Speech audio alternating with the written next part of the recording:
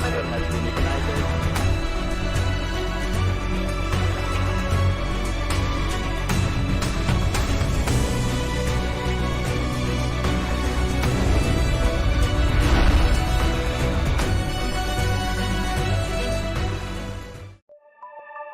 The GSLV Mark III, the third generation GSLV, inherits various technologies from its predecessors. It's very different in terms of its stages, structure, size, and has double the payload carrying capacity than the Mark II version. Nearly 43.5 meter tall, and with a lift-off mass of 641 tons, ISRO's GSLV Mark III T2 is about to roar once again at the second launch pad at SDSC Shar. Geosynchronous Satellite Launch Vehicle Mark III is the heaviest launch vehicle of India. GSLV Mark III is capable of lifting up to 4-ton mass to geosynchronous transfer orbit or a 10-ton payload to low Earth orbit. This vehicle is powered by two S200 solid motors, one L110 liquid core stage and a powerful liquid cryogenic stage C25. This mission is second developmental flight of GSLV Mark III, and this is important mission for GSLV Mark III program, as after this success of this mission, GSLV Mark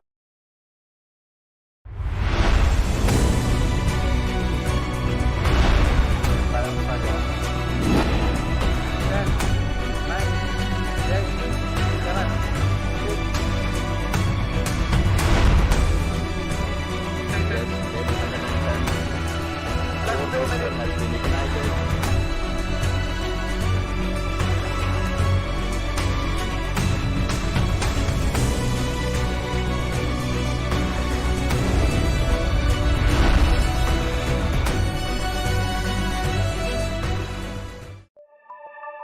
The GSLV Mark III, the third generation GSLV, inherits various technologies from its predecessors. It's very different in terms of its stages, structure, size, and has double the payload carrying capacity than the Mark II version. Nearly 43.5 meter tall, and with a lift-off mass of 641 tons, ISRO's GSLV Mark III T2 is about to roar once again at the second launch pad at SDSC Shar. Geosynchronous Satellite Launch Vehicle Mark III is the heaviest launch vehicle of India.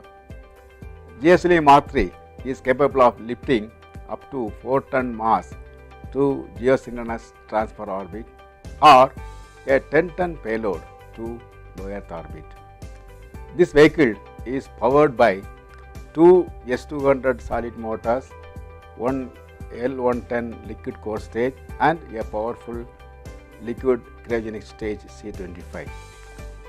This mission is second developmental flight of GSLV Mark III, and this is important mission for GSLV Mark III program, as after this success of this mission, GSLV Mark III will be declared as operational and will join the group of operational vehicles PSLV and GSLV.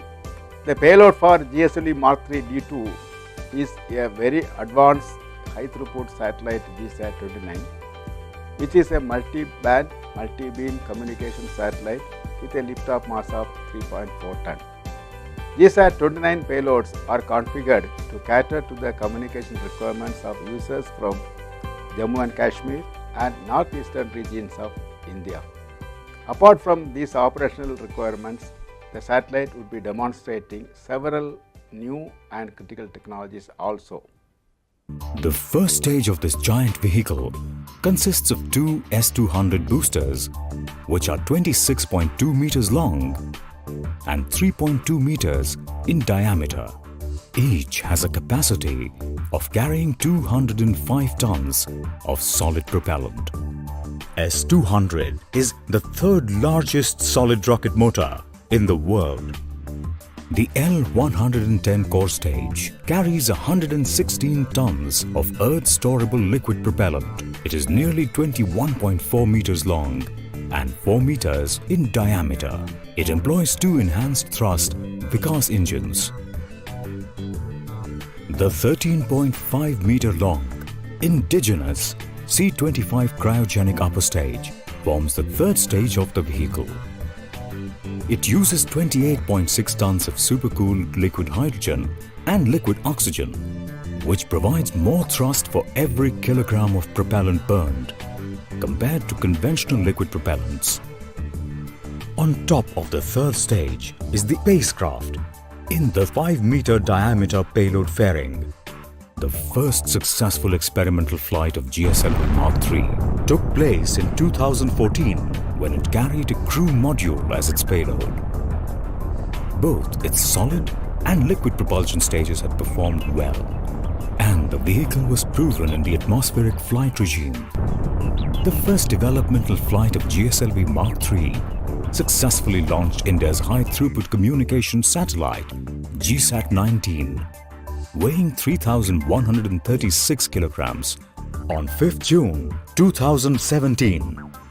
In this GSLV Mark III D2, the saga of the Indian satellite began with Aryabhata, the first Indian satellite from a simple spin-stabilized satellite in the low Earth orbit to the highly complex interplanetary missions. The evolution of the Indian satellites in the last 5 decades has been phenomenal and astonishing. Today, India is one of the pioneering countries to use satellites for its rapid overall development.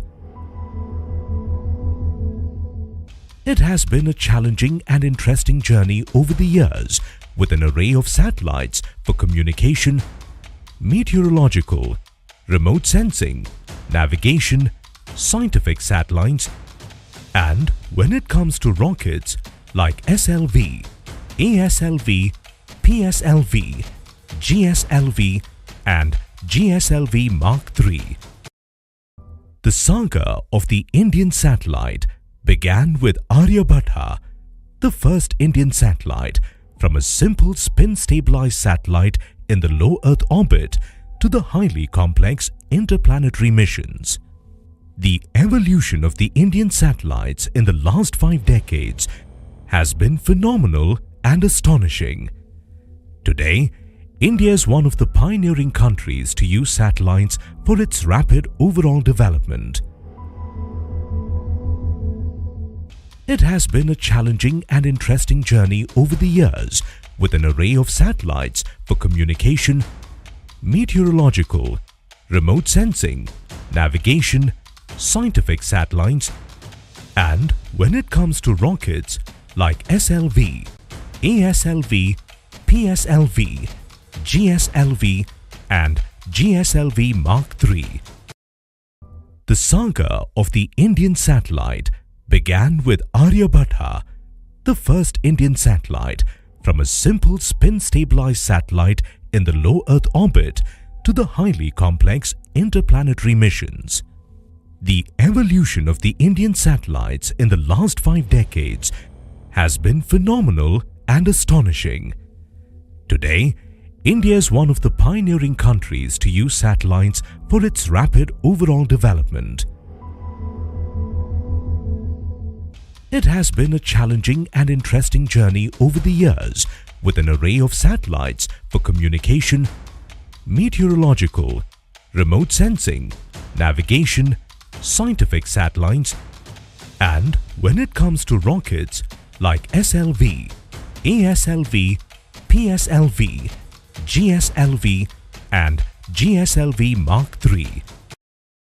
The saga of the Indian satellite began with Aryabhata, the first Indian satellite from a simple spin-stabilized satellite in the low Earth orbit to the highly complex interplanetary missions.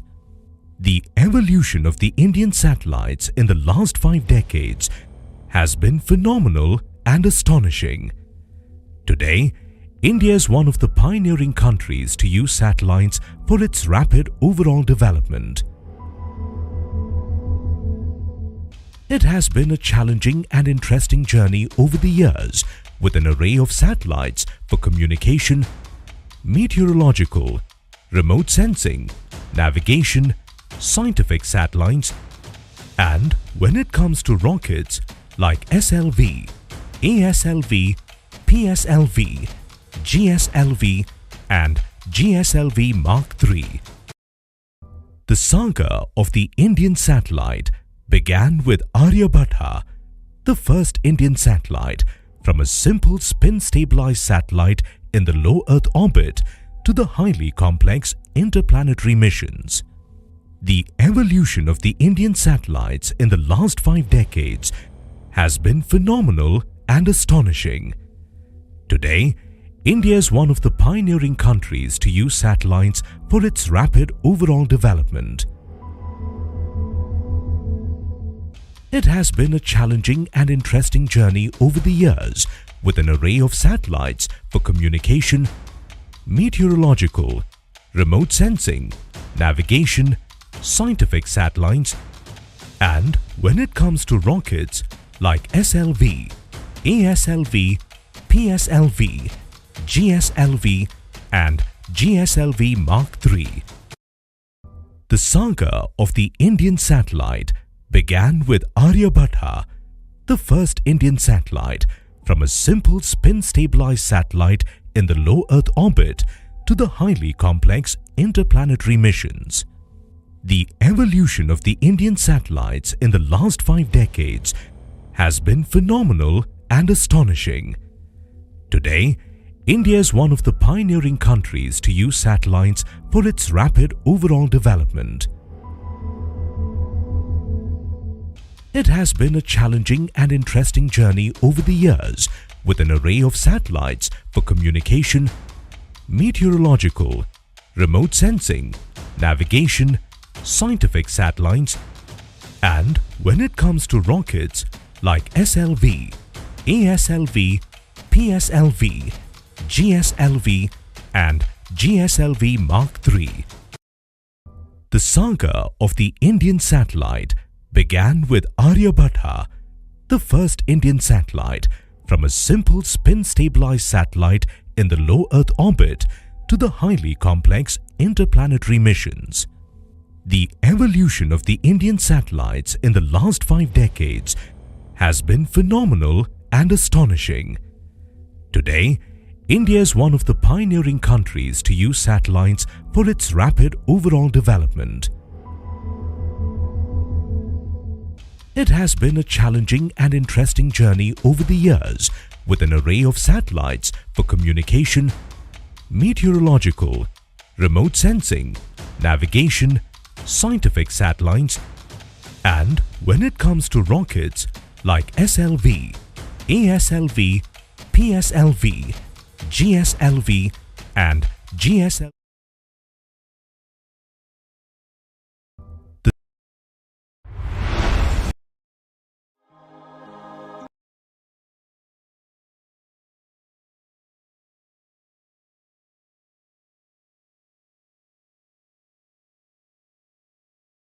Laboratory VSSC ISRO.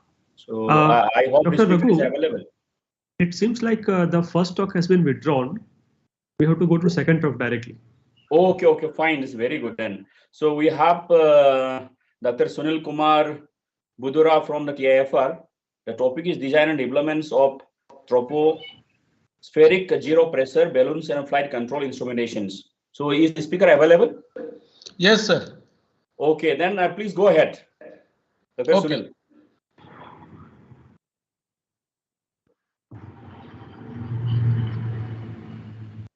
Yeah, is my slides are visible, sir?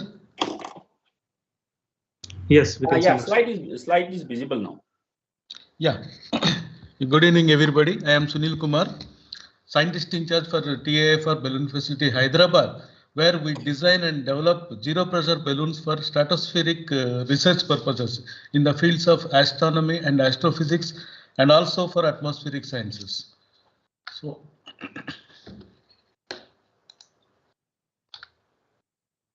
quickly, my outline is like use of scientific balloons overview of TAFR balloon facility. Briefly, I will explain about that, and also I will explain more about the design, fabrication, and launching of tropospheric zero pressure balloons and future directions involved in it. Scientific balloon especially is a balloon of any kind, any size, any shape, which can be inflated with lighter than air gas such as helium or hydrogen, which can generate a positive lift to carry small payloads to large payloads to the higher altitudes, that is stratospheric altitudes. That is called the scientific ballooning. Why use of scientific balloons? When compared to the satellites and rockets, these are provide clean, stable, silent, non-polluting and vibration-free platforms for conducting any scientific research. And also it provides a quick turnaround time so that we can do the experiments repeatedly in a quick time.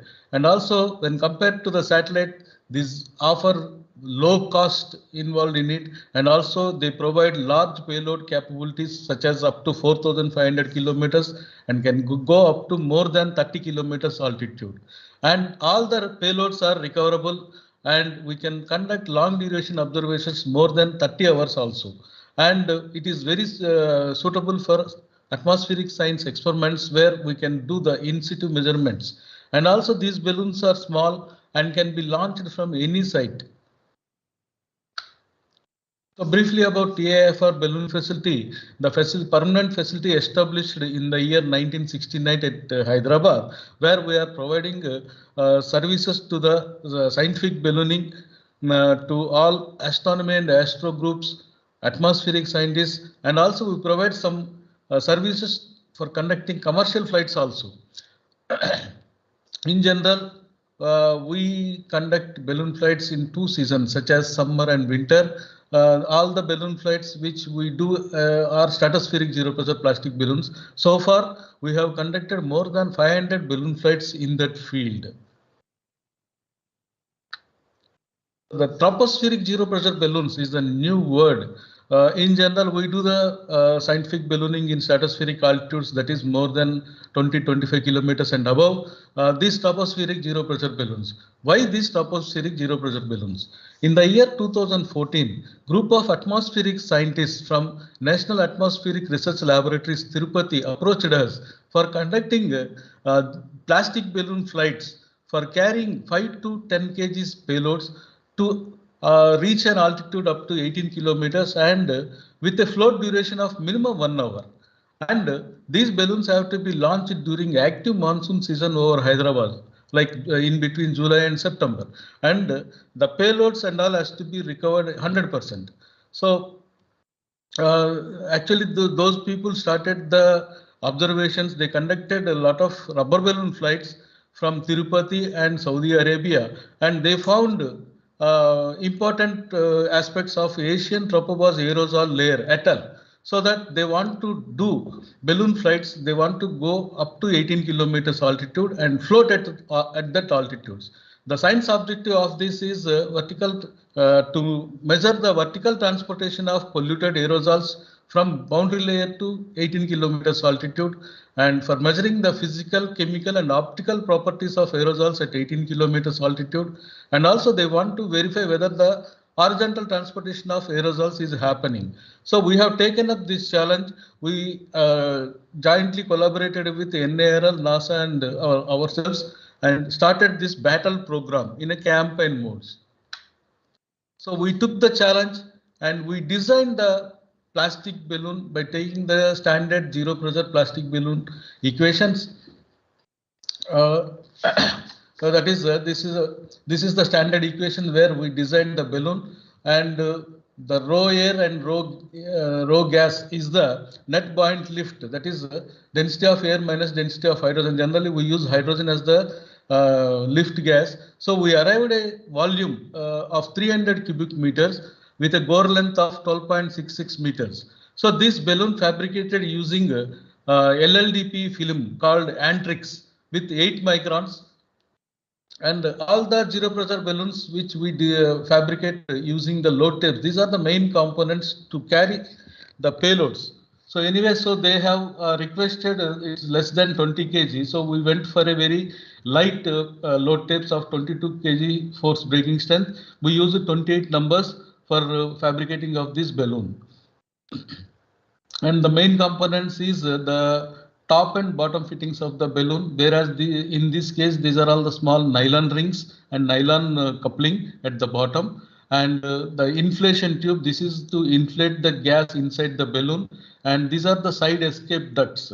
So I mentioned zero pressure balloon. So these side escape ducts are the main constituent for maintaining the zero pressure at that float altitudes. Why zero pressure balloon means the inside pressure and the ambient pressure is the difference is zero at the exact balloon bottom, so that the balloon realizes the full volume as desired volumes, that is 300 cubic meters, and can float at that same altitude. This balloon can carry a minimum payload of 4 kg and can go up to 42 kgs. So this is the balloon performance chart of 300 cubic meters, whereas the altitude versus suspended load graph is shown here. So that we can get the desired 18 kilometers altitude at this is at 25 kg, it can go up to 18.4 kilometers. So the suspended load means the main scientific instrument, payload frame, flight control instruments, tracking devices, air safety devices, and parachute for safe recovery, safe landing, and load lines and cables.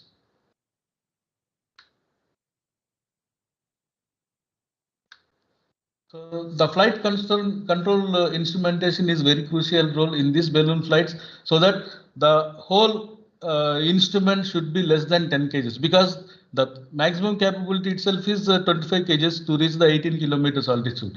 Our control instrumentation group designed single card command package with minimum commands to control the balloon, and whereas the GSM GPS is the tracking unit for getting the landing position of the payload, and telemetry command and receiver is for two-way communication between balloon and well as the ground station. ATC transponder is the airport secondary surveillance radar, which communicates with aircraft as well as the ATC radars. So that we comprised this package within 10 kgs. And in the next talk, my colleague Mr. Kapardi will explain in details about this control instrumentation. So, and as per the request, the balloons has to be launched in the monsoon season, whereas the surface winds are more than 10 knots and gusty winds are present, and it maintains the standard west-southwesterly direction. So we have adopted the standard static launch method, whereas the balloon is anchored under a roller or a spool, and the payload is tied to the vehicle. Everything is static. Once the balloon inflation is over and everything is ready, then we will release the balloon as well as the payload. This is called the static launch method. We adopted this static launch method. In general, we go for dynamic launch method, where the balloon is released and we align the payload under the balloon for safe release. So, first balloon launch we conducted during August 2015 using this 300 cubic meter balloon, whereas the scientific payload is around 8 kg and TIFR command package is around 8.5 kg. So total gross suspended load is 30.3 and the balloon reached 17.65 kilometer as designed in 1 hour 5 minutes. So this first experiment is successful, where it can be shown in this altitude time curve. The balloon reached an altitude of 17.625 kilometer and floated only for 10 minutes in this region and slowly came down to 13.3 kilometers, because the temperature is the main constituent, where we know about the temperatures in topopause, whereas it is that day we observed it as minus 82.5 degrees centigrade. So the balloon floated only for 10 minutes, about 17 kilometers, and slowly it came to 30 kilometers, and we have terminated the balloon flight. Successfully, as per the experimental part, they have successfully collected the aerosols even for 10 minutes during the ascent and as well as during the descent. So the payload was successfully recovered from 126 kilometers west of Hyderabad. So overall, the flight performance is up to the mark, and we are satisfied with the design. So the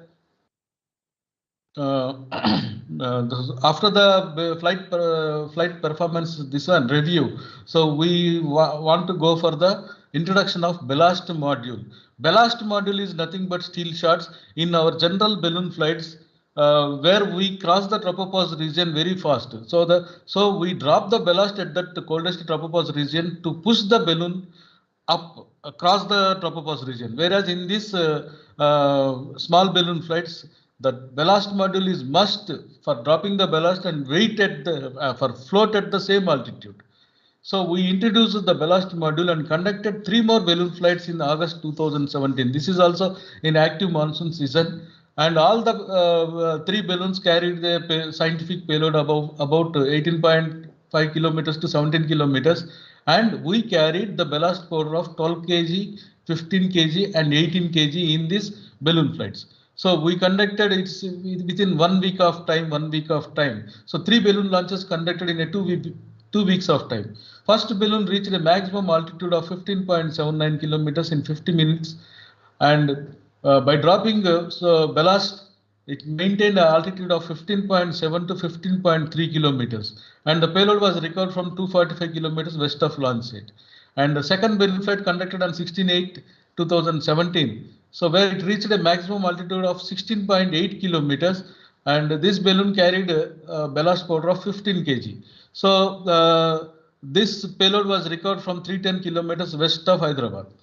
Same way, the third balloon flight conducted on 22/8/2017, which reached an altitude of initially 14.4 kilometers. Then by dropping the ballast, it reached a maximum altitude of 16.3 kilometers. And the payload is recovered successfully from 200 kilometers west of launch site.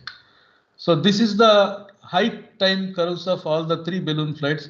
As per this one, all the 3 balloon flights are successful and provided a float of 2 hours 42 minutes between the 14.4 and 16.3 kilometers altitude in the third attempt. This is the tables which is shown the ballast drop rates and altitudes. So the experimenters are very happily they collected a good amount of aerosol samples from troposphere. This is exactly from the troposphere. It doesn't reach the tropopause at all. So anyway, we provided a maximum float duration of 2 hours 42 minutes by using the ballast module. And as per the request by the experimenter, they would like to conduct more balloon flights with the same payload, and also they requested to increase the balloon capability to 40 to 50 kgs. So the interest they collected from these aerosols are very encouraging, so that they want to add more instruments in the coming future flights. So we designed 2 more balloons for moderate to heavier payloads. One is for 50 kg and one is for 100 kg. So the new balloon volumes are 1187 cubic meter made out of 50 microns antrix film, and second balloon is 585 cubic meter made out of 10 microns antrix film. Both the balloons performance chart is shown in this altitude suspended payload curve. So the 585 cubic meter balloon, which can go up to 18.27 altitude with 50 kg suspended load, whereas 1187 cubic meter can go up to 18 kilometers altitude with 110 kg suspended load. So we conducted 3 balloon flights in 2 balloon flights in 2008 and 1 balloon flight in 2009, whereas the first balloon flight as a test flight conducted in February 2018, whereas the science payload was 72.4 kgs with the gross load of 124 kgs. So we carried a ballast of 10 kg for this flight because this is the winter season. We know that the troposphere is a little bit warmer. So we thought we will just test with 10 kg ballast powder. So the balloon flight was successful and it reached a maximum altitude of 18.07 kilometer without dropping any ballast. It reached in 55 minutes. And so anyway, thus there is no presence of Asian tropospheric aerosol layer. So the experimenter wants to terminate the balloon flight, where they tested all the 10 instruments together in this flight, 10 different atmospheric science instruments. So we terminated the balloon flight after 28 minutes and recovered the payload in 170 kilometers east of Hyderabad. The second balloon flight we conducted during August 2018, where the science payload is 36 kg and we carried a ballast of 37 kg. So the balloon reached 18.6 kilometers without dropping any ballast. And unfortunately, this balloon flight, during this balloon flight, our link command was weak. We were unable to give the command for ballast dropping.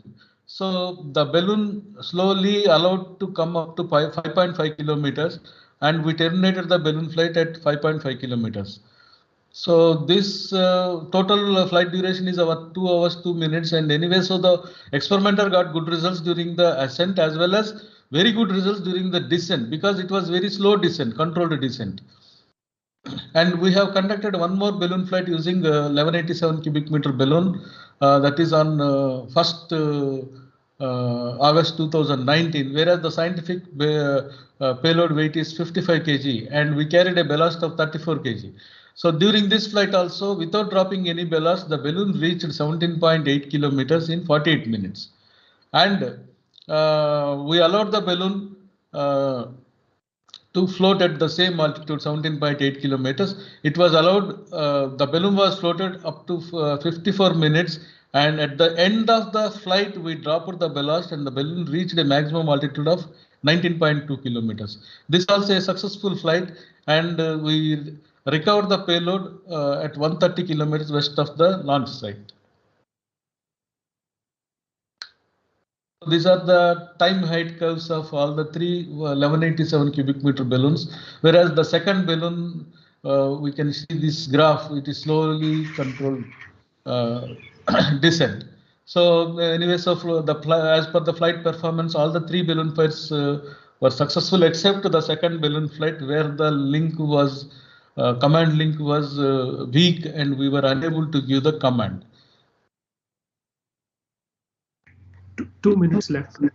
Okay, sir. And we have conducted one more balloon flight of 585 cubic meter as a test flight during 2019 monsoon season, whereas we carried a 23.7 kg payload and carried 18 kg ballast. And this was launched during 12th July 2019, whereas the balloon reached a maximum altitude of 17.17 kilometers. And slowly we maintained the same altitude by dropping the ballast and provided a float for 1 hour 17 minutes in that UTLS region. This payload was recovered from 225 kilometers west of Hyderabad. All the three balloon flights and plus this 585 cubic meter balloon flights are successful. And this is the consolidated table of all the flights, whereas we have conducted 10 balloon flights for floating at Tropopause region. And coming to the future plans, after seeing the weak link, so we want to develop autonomous flight termination unit with preset timer base, where with any link failure or weak links, this autonomous flight termination unit will activate and terminate the balloon flight. And also autonomous flight termination system with geofencing. So we will put the latitude longitude as a geofencing, so that once it reaches to the latitude longitude, then it will automatically terminate the balloon flight. And also the ballast module. We would like to develop this pressure sensor based ballast dispenser, because all the time we would like to give commands. So for dropping the ballast, so we would like to use this pressure sensor. Wherever the pressure is increased, then immediately the ballast sensor will operate and it will drop the ballast once the altitude reaches. And also programmable autonomous dispensers, and also use of permanent magnet based system to save battery power and mass, and also use non-magnetic material as ballast. And coming to the conclusions, we have successfully designed and fabricated all the 3 balloons for tropospheric altitudes. And this is the first time a zero pressure balloon floated in tropospheric region. Nowhere in the other centers flown these kind of balloons. And also these balloons, we have conducted more than 50 balloon flights, including these 10 plastic balloons in the campaigns from 2015 to 2019 for battle campaign. With the introduction of ballast module, we attained maximum of 2 hours 42 minutes float in tropospheric regions. And also these optimized balloons of 1187 and 585 cubic meters can be used for conducting research for both troposphere as well as the stratosphere. With the minimum low payloads, the balloons can reach to stratosphere also. And also experimenters successfully collected aerosols for physical, chemical and optical characterizations. These balloons can provide perfect platform for the atmospheric scientists, whoever is interested in doing the tropospheric research, such as measuring black carbons, aerosol, ozone, atmospheric turbulences, and other meteorological parameters. And all the highlight is all the balloon flights are successful with 100% payload recovery. And these are some of the reference publications on these battle campaigns. So that's all, sir. Yeah, thank you. Thank you, Dr. Sunil Kumar, for such a nice talk. We have a time for 1 or 2 questions, big questions. Is there any question in the chat box?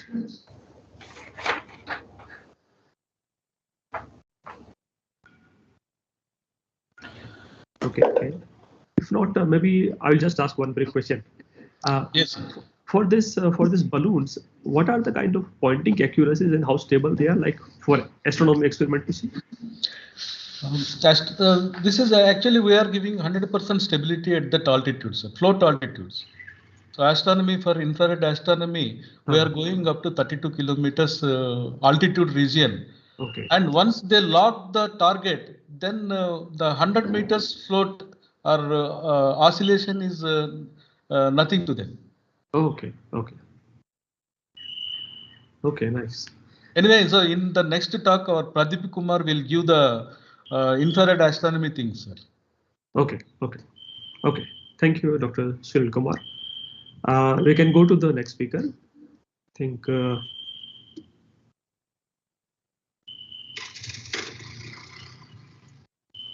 so. Our next speaker is Kaparthi Bangaru from TFR, and he will be talking about control instrumentation for high altitude balloon experiments.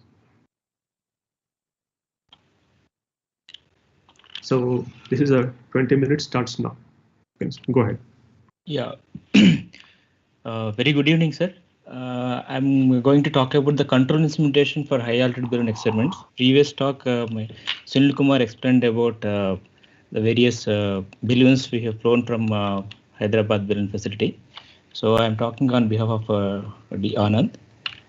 So the growth of satellite-based opportunities is not only limited in astronomy, astrophysics, and astrobiology, because balloon-based experiments are possible to achieve all these astronomy and astrophysics experiments.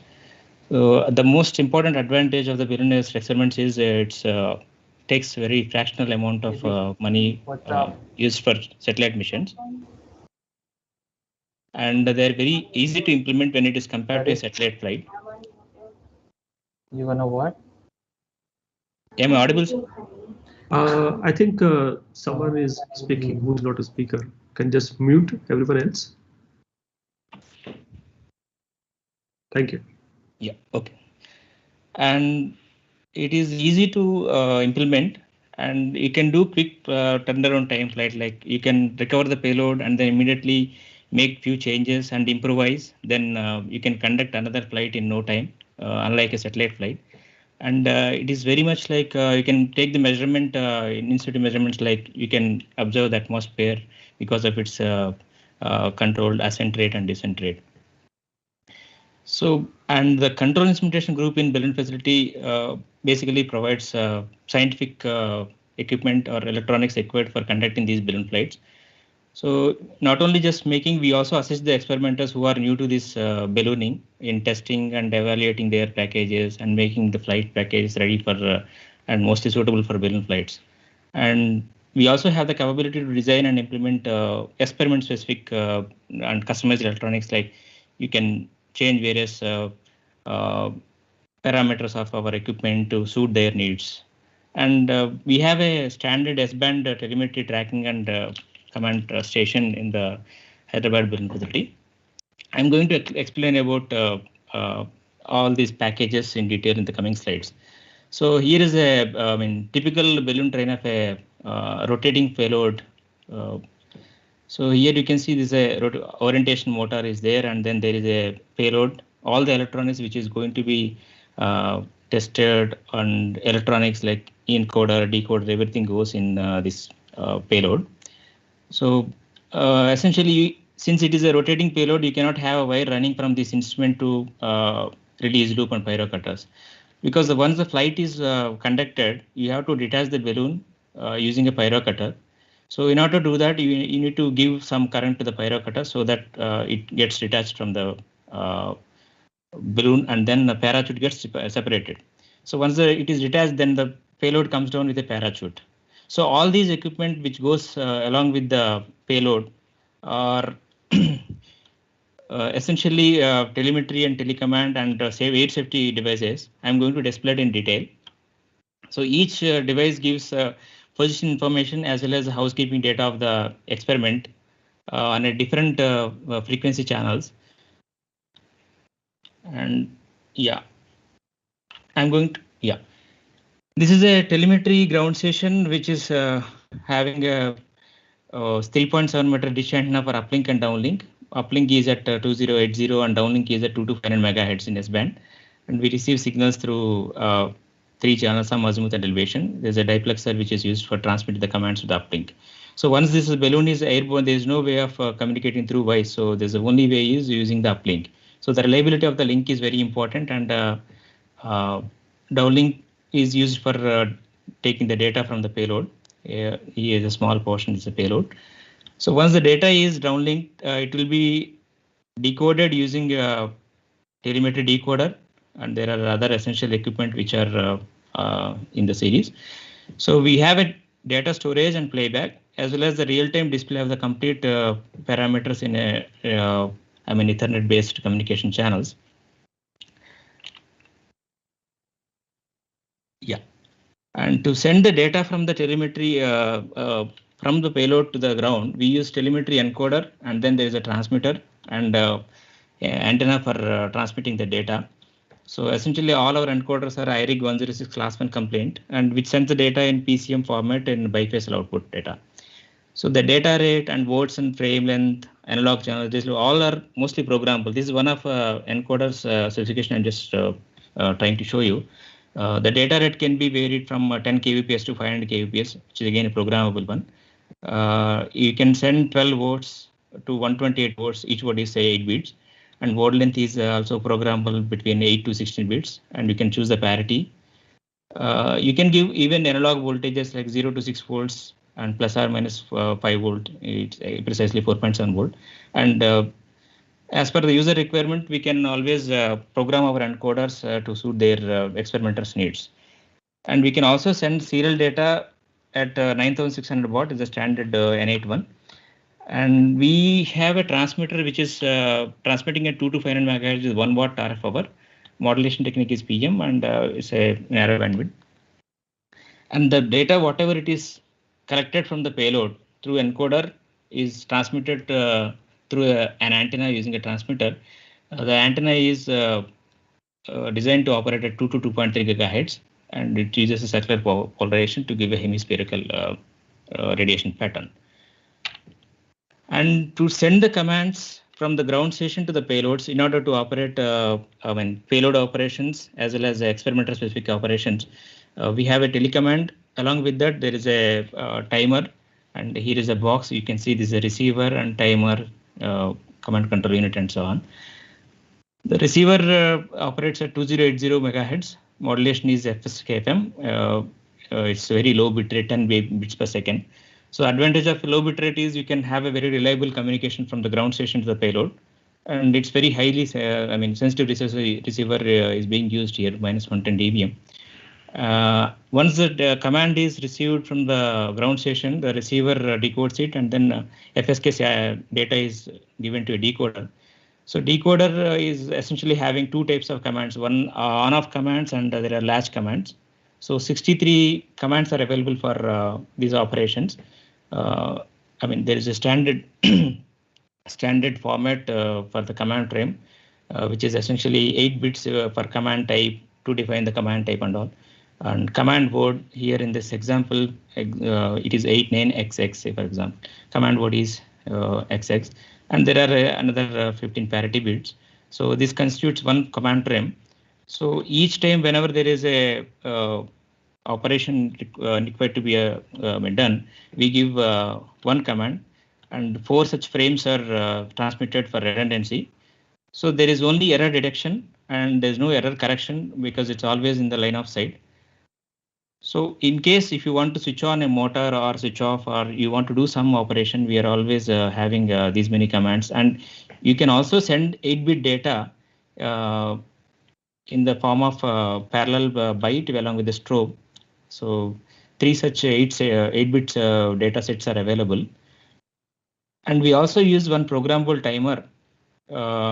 In case if there is if there is an issue in sending a command, then we can always use this pre-programmable timer where you can change the alarm time and its time so that it can terminate the flight at a predefined time. That can be decided just before the flight based on the wind condition and after consulting with the balloon team experts. And we also use this ballast system to control this ascent rate of the balloon, where this is a typical temperature profile of the balloon atmosphere.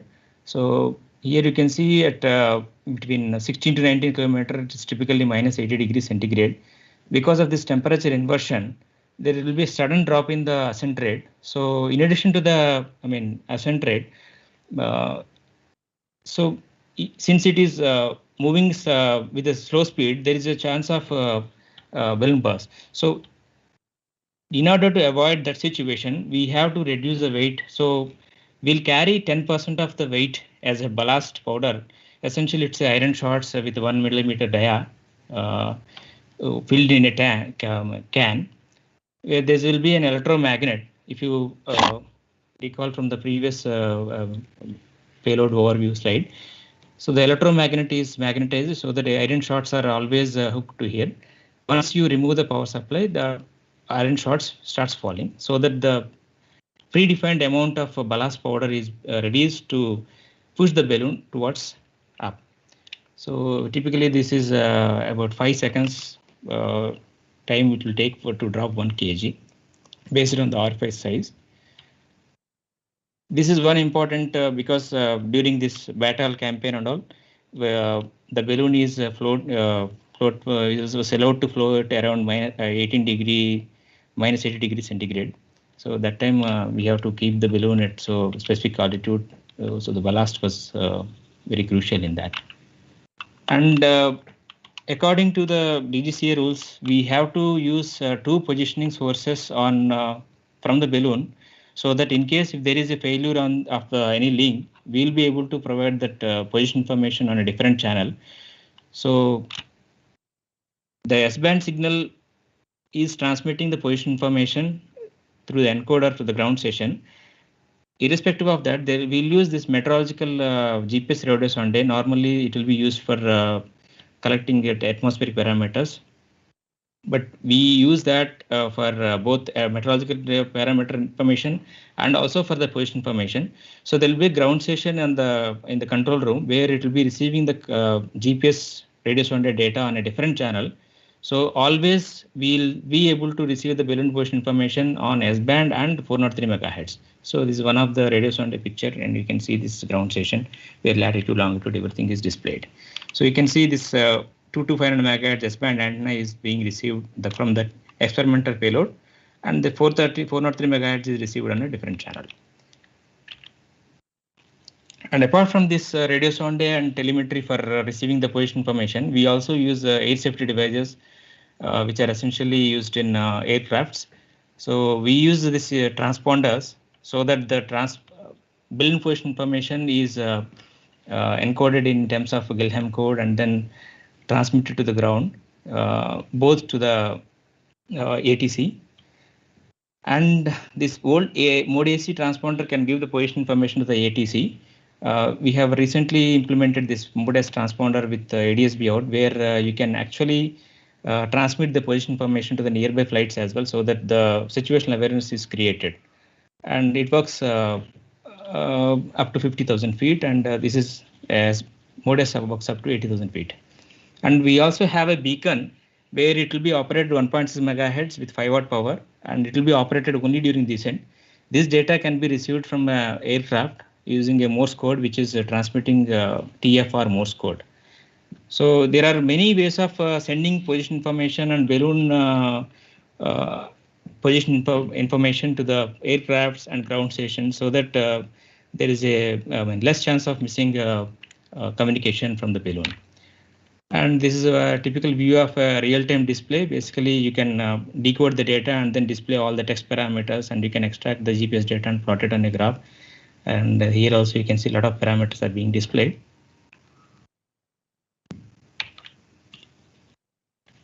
And for the recently developed lightweight payloads, we have developed lightweight telemetry modules, we can say, using SDR-based radio modems.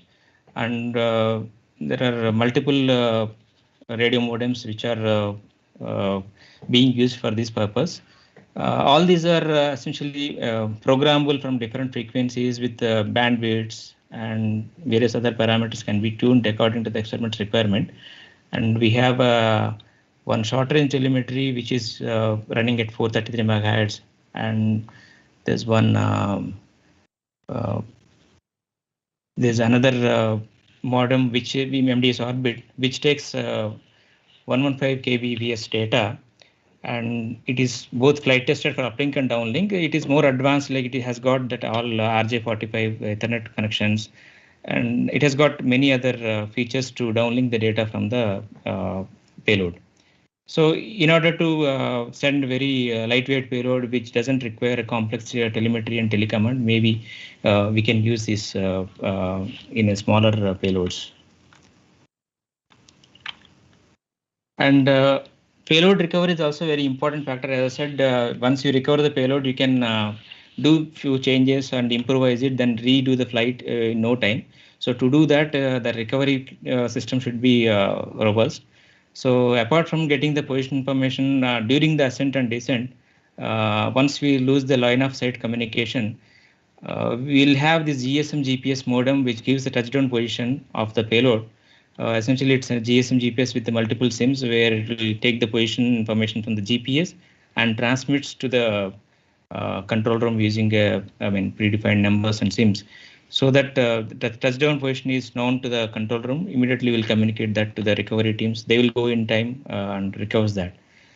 And here you can see there's a simple GPS and data radio modem with a Omni antenna. And we are also having one ground station which is dedicated for receiving this SDR-based TSL data. And we have developed one portable receiving station, which is essentially on a vehicle top mount with LCD display, where you will be getting the continuous position of the balloon even on the move. So the recovery team can carry this along with them. They'll be able to get the position and directly they can go to the recovery site. So apart from all these already developed equipment, we are in the process of developing many other devices which are being used for conducting these flights. So we are going to implement all onboard devices using FPGAs to reduce the weight power, and it's also to improve the reliability. And we have implemented dual telemetry system to handle high bitrate data like 250 kbps in two dual channels, so that if some experimenter demands two channels to be transmitted simultaneously, we can make use of this. And we are also implementing satellite-based payload tracking, so that in case of there is a problem with the GSM, GPS signals, we can rely on this, so that the tracking information is always available with the ground control room, so that missing a payload is less likely. And in my previous talk, in this previous talk, Sunil Kumar already told that autonomous flight termination system is being implemented. And we are also having a onboard storage system where you can store the complete telemetry data on board. And once you recover the payload, you can actually extract data from the onboard data storage. And sorry to be interrupt yes, sir. you. Just 3 more minutes.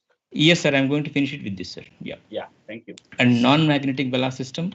Essentially, suppose if there is a payload where you cannot use iron shots because the iron shots may create some magnetic disturbance. In that case, we can always use this non-magnetic ballast system. And we have also developed this transportable TTS system for launch at other locations. And maybe in near future, we'll be able to showcase all these facilities to the viewers and all. And with this, I am ending my talk. Thank you for listening. And any questions, you please. Yeah, thank you. It is a very interesting talk and it's quite relevant for our science missions. So definitely, I think the audience also will get benefited with this development of the high altitude balloon experiments, what TIFR is having the expertise. Yeah, so now the forum is open to the audience for 1 or 2 questions. Yeah.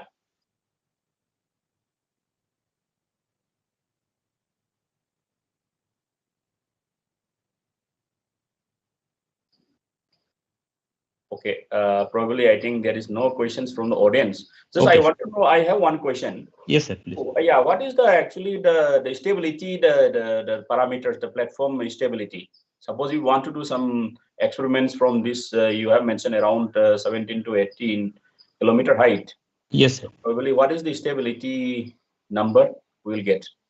Yeah, these things, more specifically, you can talk to our Sunil Kumar. He will be able to give you the, numbers. And my next talk, Pradeep Sandhiman, he's going to explain about the infrared astronomy related payloads, sir. Okay. He will give you a very nice overview about how stable and all.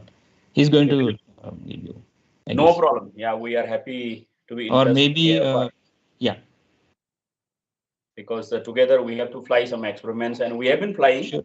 Sure, sir. Yeah, because we have some requirements for new experiments for that. Oh, yes. Yeah. Anyway, then if there is we no look forward to work with you, sir. Yeah. Thank you, sir. Okay. If there is no further questions, then we'll thank the speaker for the nice talk. Then we'll go to the next speaker, Dr. Binu Kumar Gopal Krishna Nair from IIA. So is the speaker available, Dr. Binu Kumar?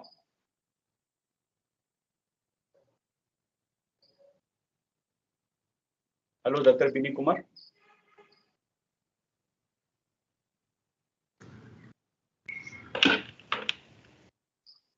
He was here in at the early stage of the meeting, but he's not here now in the attendee list. Hello. Was he there earlier? Yes, he was there earlier. Yeah. But now he is not here. Probably There is no idea. Okay, then what happens is we'll go to the next speaker. If the speaker is available, then we'll come back to him. Is this okay? To my co-chair, Bikram Rana ji? Yes, I'm fine with that. Yeah, then it's okay. So the next topic is on TIFR balloon-borne experiments for far infrared spectroscopic mappings of the star forming regions. It will be very nice, interesting talk, as the topic says that. And the speaker is Dr. Pradeep Sandhimani from TIFR. So he has already uploaded the slide. So hand over to you, Dr. Pradeep. Yeah. Am I audible to you all? Yes, you're audible. Yeah. Okay. And thanks for this opportunity. Yes. Yeah. My name is Pradeep Sandhiman. I'm from Tata Institute of Fundamental Research from Infrared Astronomy Group. And of course, my talk is on TIFR balloon experiment for far infrared spectroscopic mapping for a star forming region. Okay, so this is kind of outline of my talk. So first I'll explain the significance of a balloon-borne experiment, why we are using balloon and why particularly for the far infrared observation. And then I'll go through our current status of our experiment setup. That basically includes 2 major components, the payload, it's 100 centimeter balloon-borne telescope and the Japanese-made Fabry-Perot spectrometer. Then I'll explain some of the upgradation we have been doing and we have done for the ground-based subsystems for this experiment. And finally, I'll explain some of the developments done for the proposed 5x5 array FPS. So currently, we're using a single pixel Fabry-Perot spectrometer, but that is going to be upgraded to 5x5 array. So that will give us much better improved spectral and spatial resolutions. Okay. So just if you go through this atmospheric opacity, I think this part is I think explained by some of the speakers. So if you see the spectrum from few nanometers to few meter wavelength, so earlier part this up to, for example, say 100 nanometer, that part is covered by the AstroSat or space-based mission. And if you see the meter wavelength, so that can be taken care by the GMRTS radio telescope. But what we are interested in the near infrared and the far infrared region.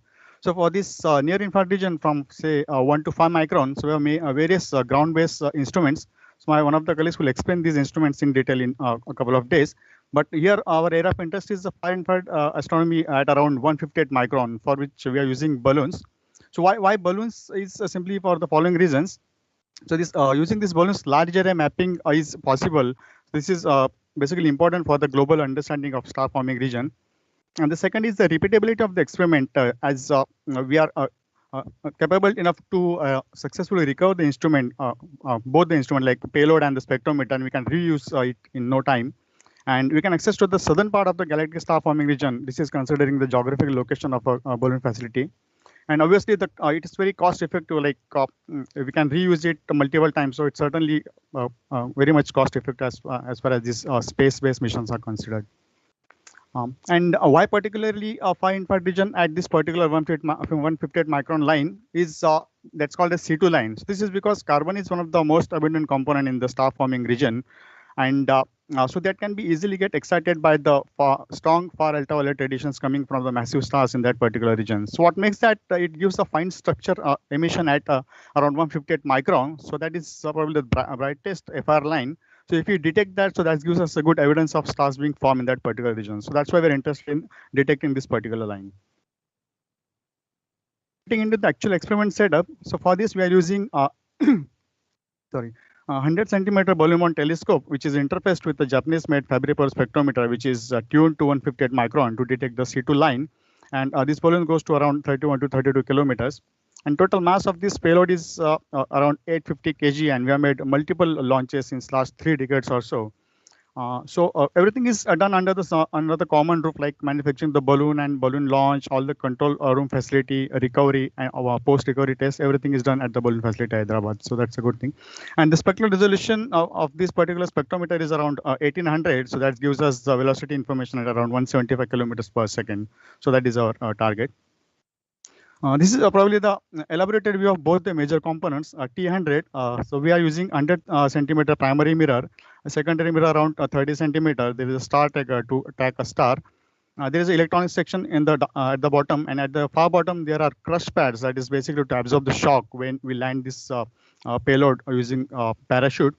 And on the right side, that's a Fabry-Pérot spectrometer, where the input signal is coming from the window that is collimated using these mirrors. And they are passed through a couple of Fabry-Pérot interferometer. One of them is scanning and other is a fixed one. The scanning Fabry-Pérot spectrometer is attuned to 158 micron.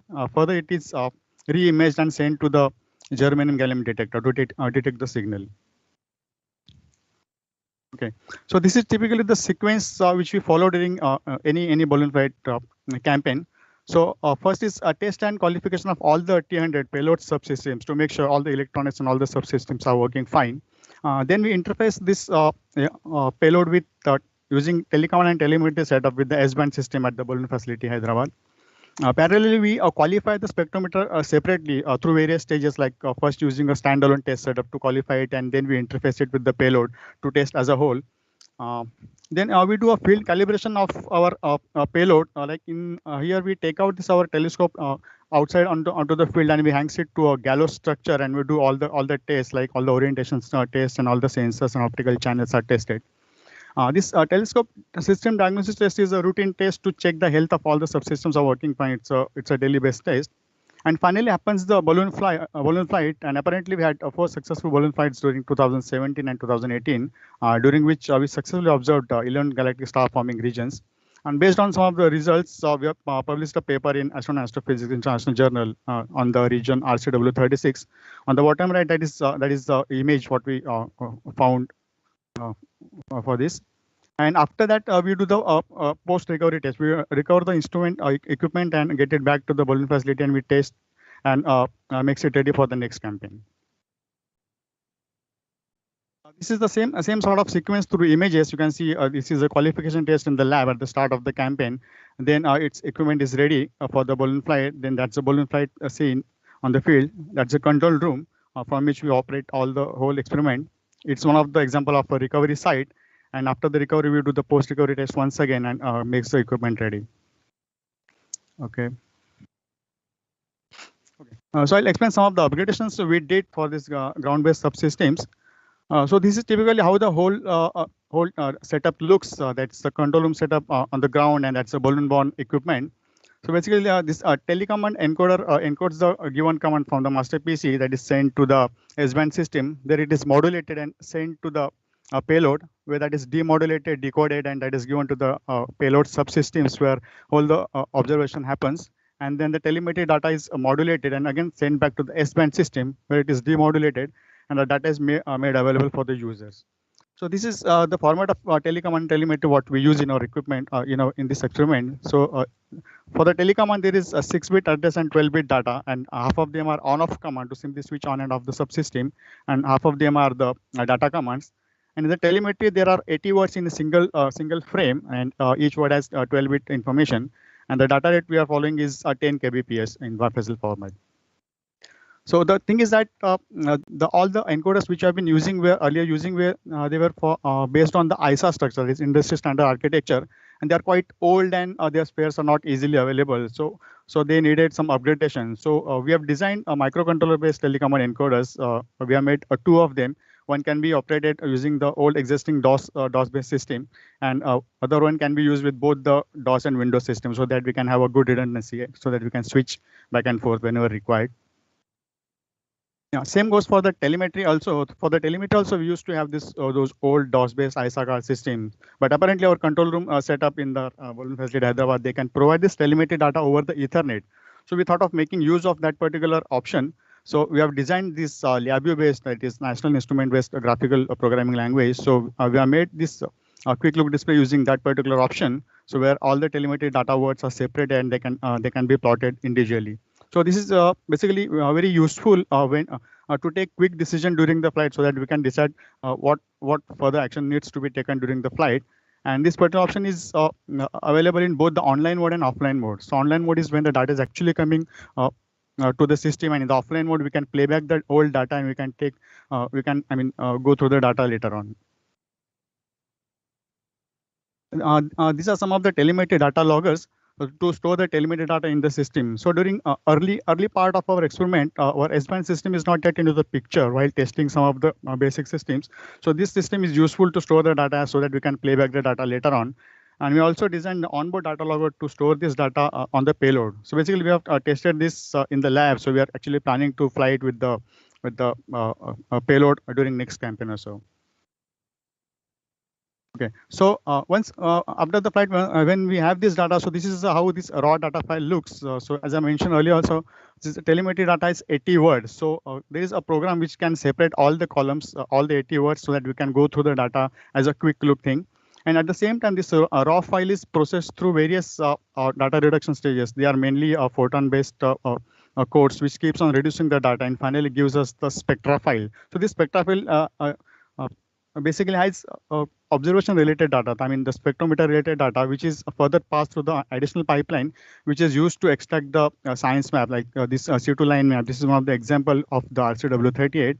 And on the left, that is a single line profile. So where we can see that it's peaking at a given 157.7 micron. That is a C2 line. So this is how it goes. Okay.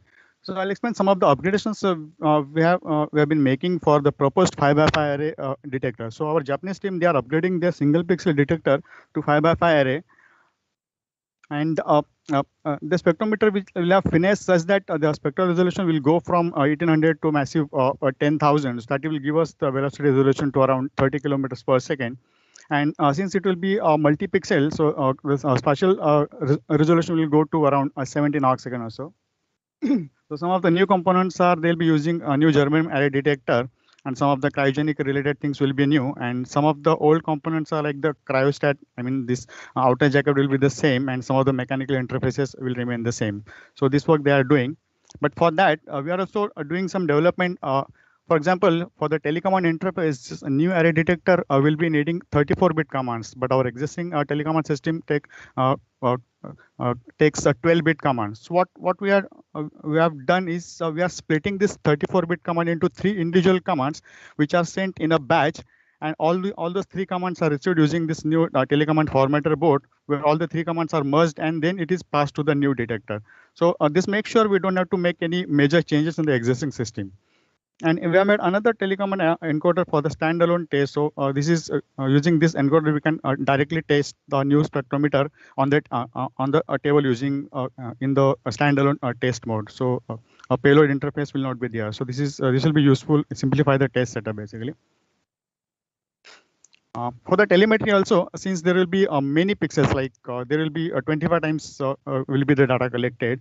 So the new telemetry data, the data coming from the new FPS is around 512 kbps, and our existing telemetry is at around 10 kbps. But we still want to keep this intact because this telemetry data is all the information. Major information about the payload and some information about the spectrometer. So we want to keep this intact, and we also want to have this new data. So we are working on making a telemetry formatter board, which will combine, merge both these data streams, and that will generate a new telemetry line. But at the same time, we also want to make sure all these vital data coming from the spectrometer, we can store that on board, because just in case if there is any break in the RF link, or if there is any issue, so that shouldn't hamper the observation. So we have successfully designed this onboard data storage to store this data at 512 kbps. I'll just explain that. So this logic is pretty simple. The 2 signals will be coming from the new FPS, serial data and serial clock, that is given to the FPGA, and this FPGA has all the combinational and sequential logic, and it also has the UART logic, so which will pass the data to a single board computer, and the single board computer is booted into a console mode. So once it is booted, that application program is automatically run, and that keeps on receiving the data, and it is getting stored in the file. So this will be very useful in our next upgradation. Yeah, so maybe I'll summarize the things. So what we'll be doing, we'll be continuing our balloon flight using the single pixel Fabry-Peur spectrometer for maybe another couple of years. By the time we'll be ready with all the electronic subsystems, and Japanese team will be also ready with their spectrometer. And once everything is tested, maybe we'll go with the new array detector in the balloon flight. So that is our plan in next maybe a couple of years or so. Yeah, so this is our team. So on the left it's the Indian side, and on the right side is the Japanese side. And there were many students who visited and done the experiment on these things. And we sincerely thank our balloon facility staff members for their consistent and support and their help during all the balloon flight campaigns. And we're looking forward in future also. So thank you. Yeah, thank you, Dr. Pradeep, for the nice talk, and it's very quite interesting. As always, the talks from TIFR. And I would like to listen from my co-chair, Dr. Bikram Rana, some few words from Dr. Bikram. Over to you, Dr. Bikram.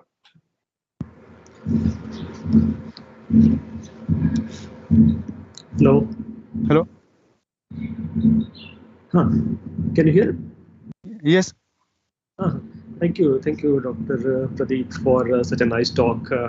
As the chair mentioned, it's a really interesting talk as usual from TIFR. And it was very informative and quite, giving a direction for the future experiments also, because these balloon flights are very useful to test the technology, especially. So I would just like to have one small question, that the detectors that you have been using here, like this germanium gallium, yes, are they require some special temperatures, right, David? Yes. To operate, I think the optimal temperature might be quite low. Yes. Because the Japanese system, they are using the German gallium detector, so its required temperature is around 1.7 to 1.8 K. So it's basically a helium-cooled cryostat, so that goes up to around, say, 4 degree Kelvin, and when it reaches the ceiling at around 32 kilometers, that's auto-pumping reduces the temperature further, so it goes to around 1.7 to 1.8 Kelvin. So that is how it works. Okay. So that has to be maintained, right? Yes. Yeah. Yes. That will add to the weight also. Yeah. Yes. No, it was quite interesting. And can you just remind me how long was the duration of the flight for this line? Yeah, duration of flight is around minimum 5 to 6 hours. We need at the ceiling. I mean. Okay, so yeah, 6 hours. 6 hours. Okay. Yeah. Because the line was quite clearly detected, and it was very interesting scientific result. Yes, that's true. Yeah. So, no, thank you, and thanks for So you can clearly see this line. Yes. And it's very encouraging, especially for small experiments. Yeah. So thanks. It was very interesting talk. Yeah, and more importantly, this data reduction part is also quite important because this raw file has all the information of the instrument, telescope, subsystems, and this plays a very vital role. So that all those codes will keep on reducing the data and finally gets us the spectra file, and then the additional pipeline gives us this. So our I completely understand. Calibrating the spectra and obtaining the calibration files and everything is very vital. Yeah. Thanks. Yeah, over to you, Mr. Raghu. Yes. Yeah, thank you, Dr. Bikram, for your comments for this talk. And now the session is open for 1 or 2 questions from the audience.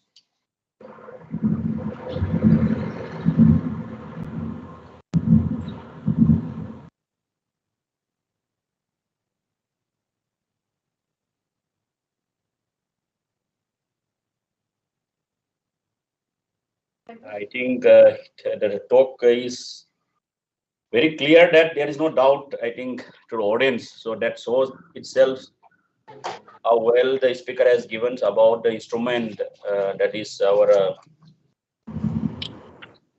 new the Fabry Perot spectroscopic mapping of the star forming regions at 158 microns. Yeah. So this is quite interesting. Since I have one questions to Dr. Pradeep, it is just discussions.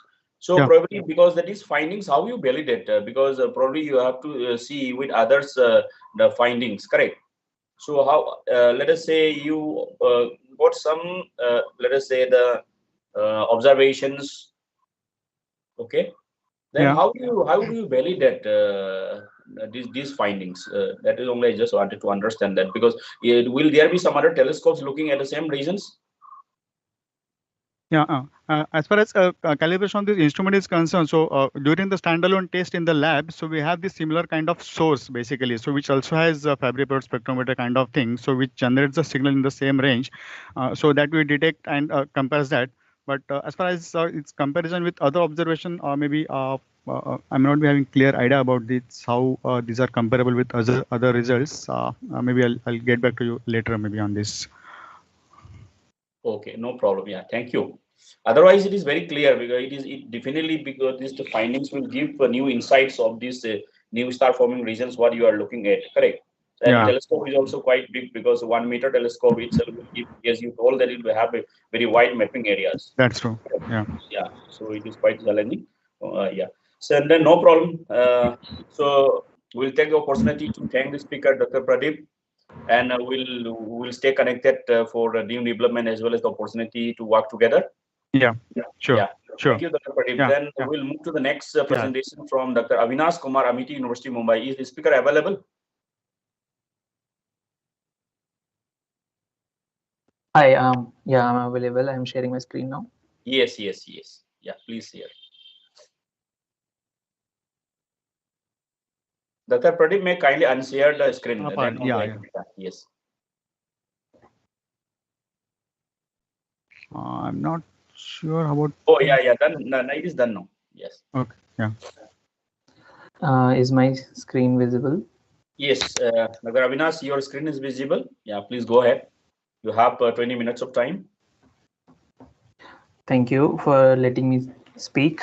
My name is Avinash Kumar, and I am speaking on behalf of my authors, Raghav Girgaonkar, Akshay E, Arun M, Vishal Gajat, Siddharth Pandey, and I'll be speaking about SETI in India, and we will be using UGMRT for the first time to do advanced extraterrestrial search for life.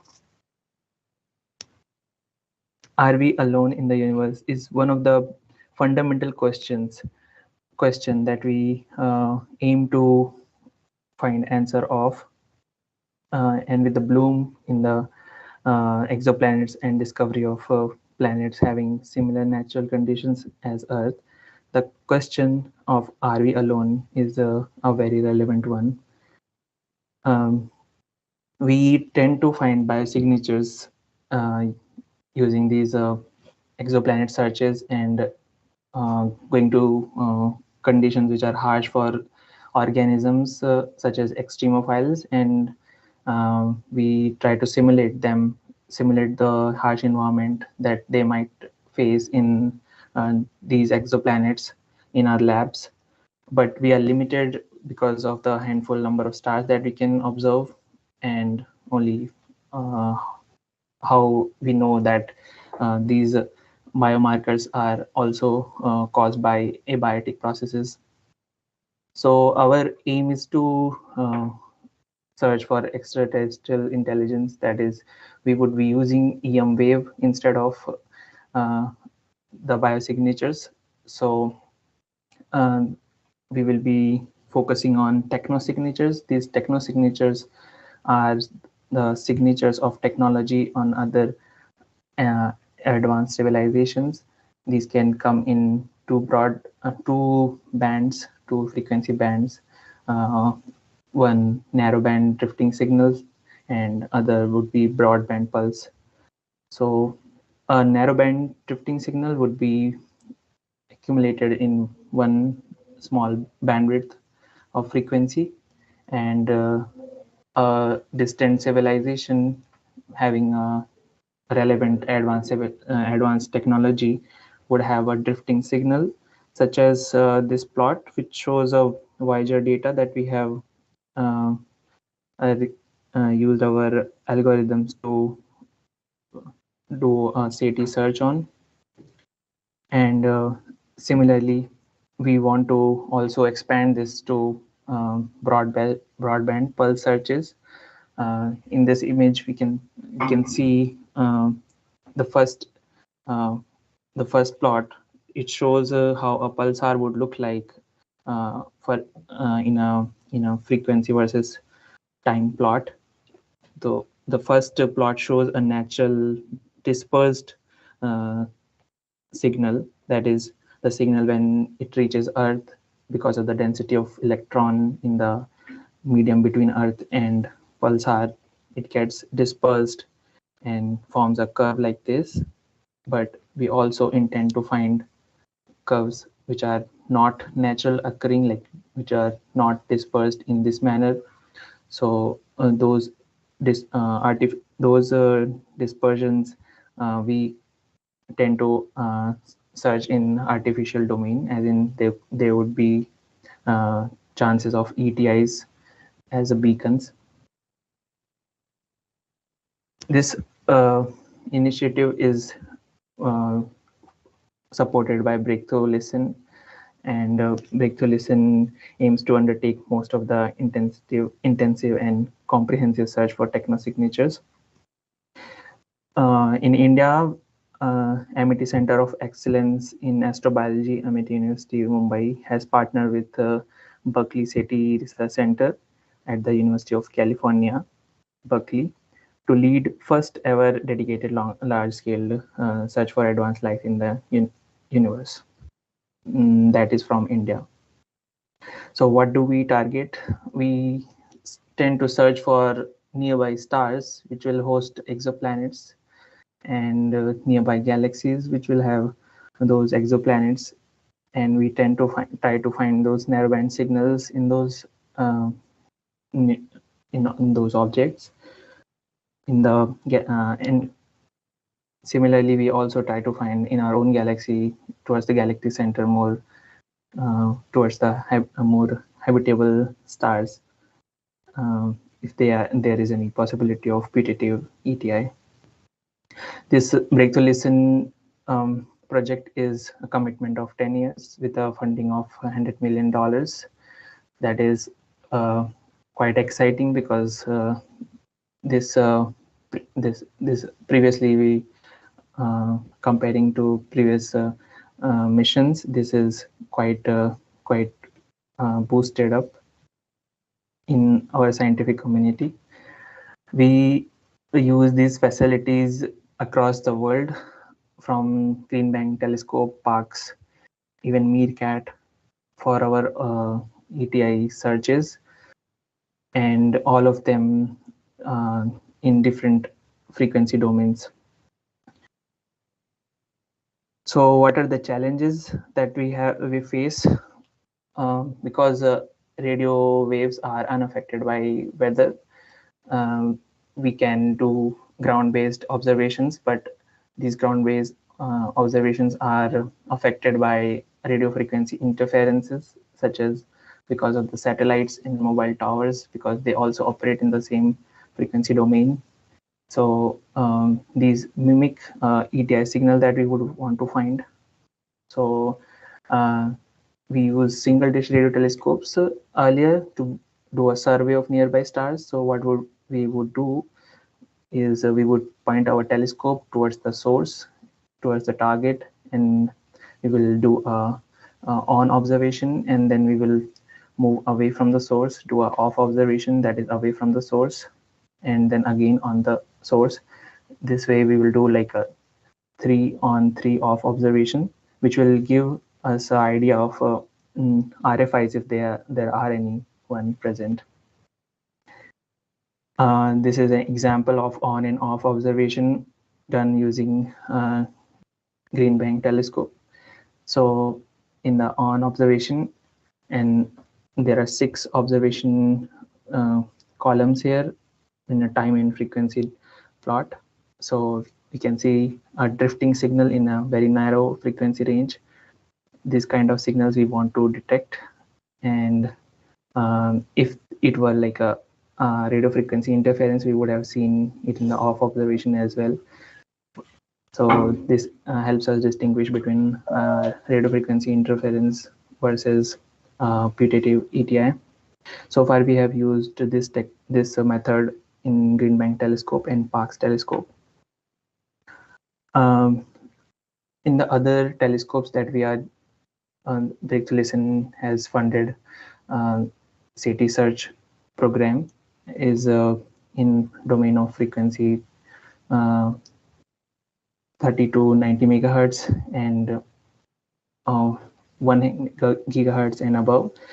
There is a big window of 300 to 1 gigahertz, which is not covered by any observing facility, and that's why we want to cover that with GMRT. Why interferometers? Interferometers help us avoid radio frequency interference naturally. So it would be a good solution for our RF on and off pointing configuration challenge. And the signal that we receive because of the long baseline, we tend to get sensitive data. GMRT is located in Kodat, Pune, and has 30 steerable parabolic radial antennas of 45-meter diameter, and we can use the 300 megahertz to 1 gigahertz band frequency range to do our SETI searches. The upgraded GMRT has a better bandwidth and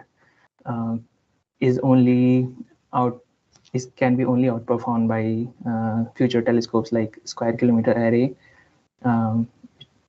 in this frequency range. So this is an excellent facility to do SETI. We want to use ultra high frequency band, which is used mostly for long range radar communication, and so this could be used. This could be a putative ETI leakage window. So these frequencies are important for our SETI searches. We also want to justify our SETI searches, we want to image the detection signal so that we can localize and scrutinize their anthropic origin. So how do we do SATI with GMRT? GMRT observation will give us a voltage beam raw data, which we will convert to a more usable format, such as Guppy raw format, which is mostly used by Green Bank telescope. And then we will convert that to filter bank files, which are basically frequency width of files with limited time samples. So how do we do that? So we have developed a pipeline to convert the voltage data from the new GWB backend of UGMRT to convert that to Guppy raw format, and we have successfully tested our pipeline to observe a bright pulsar, and we have also tested our narrowband injection so that we can find narrowband signals in the observation data. We want to observe if there is a bright source that we can find. We also want to image it so that we can localize it on sky, and if we can use a band limitation, we can also use a spectral imaging so that we can distinguish it from a radio frequency interference, such as moving satellite. So this all should be extended to broadband domain of the searches, because long range communication and these broadband artificial signals has not been so far part of SATI searches. So we intend to do broadband injection and testing, which is currently going on, and we intend to do this. We intend to develop a pipeline to conduct broadband testing for this. So this would be the summary of our SATI in India. That is, are we alone? We tend to find, we want to answer this question, and Breakthrough Listen is involved in so many SATI techno-signature searches, and MET is partnered with UC Berkeley to do this dedicated large-scale search for advanced life in the universe from India, funded by Breakthrough Listen. Interferometers are important as they help us avoid RFIs, and UGMRT is one of the best facilities to do such SATI experiments. That will be all from my side. Yeah, thank you, Dr. Avinash Kumar, for the nice presentation, because it is very interesting, and you have brought about the capabilities of our upgraded GMRT, which is available in India. So basically, this is very powerful tool to look upon our actually the company, because the questions you have been asking, we have been asking, are we alone in the universe? This has never been answered. Nobody has actually responded that to us. When we say hello, hello, we have been sending, but nobody has responded to us. So probably there may be different reasons. So we have to keep looking at different parts of the cosmos. One day we are hoping that definitely we'll get answer. That is the hope for scientists. And now I would like to hear some few comments from my session co-chair, Dr. Bikram Nana. Over to you, Dr. Bikram. Thanks, Dr. Raghu. I think I completely agree with you that the questions we have been asking is, are we alone? I think we still have to wait some more time to get the proper answer. And I think this was very interesting talk, very nice talk, and it highlights the collaboration, international collaboration, and shows us the status where India stands in that. So I really congratulate the speaker, and I think it was very interesting and motivational talk. So maybe we can go ahead with the other questions if the audience says. Yes. one or two questions we'll take up from the audience. So over to you, audience. I think there are some questions written in the chat box. Maybe we can. Let me just read, and in the meantime, Avinash also can read. Okay, one question is, this is from Abhishek Deepak. Yeah, so I can read the question for. Yeah, how was this pipeline tested and which sources were taken? How long has Amity Institute been in contact with the SETI Institute? So yeah, you may kindly address if you have. Yeah, so the pipeline has been tested so far for the upgraded GMRT GWB backend, and the sources we took observation of was B0740 pulsar and P0329 pulsar. Those are very bright pulsars. So we wanted to just take a observation. So we just tested our voltage to Gapiro conversion pipeline, and next we will be doing imaging and proposing for other sources as well for observation. And about the other question, that how long has MIT been in contact with SETI Institute? So this is like a very new collaboration, and it started previous year, and so this started in November, and they of course were in contact with for like longer time. So August to November they set up this collaboration, and we started working actively from November, and it will go on till we establish a SETI backend on GMRT. Thank you, Dr. Avinash, for the clarifications and response given. And any further questions from the audience?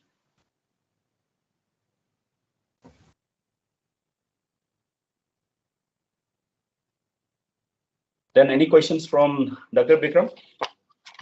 No, I think we can move on to the next. Okay. Then I have one question, Dr. Avinash. These are just very fundamental questions. So you have mentioned about this updated GMRT. Okay. So just what is being updated? Actually, see, we have seen that the sensitivity part basically now it is very sensitive. So, but can you just highlight one or two points?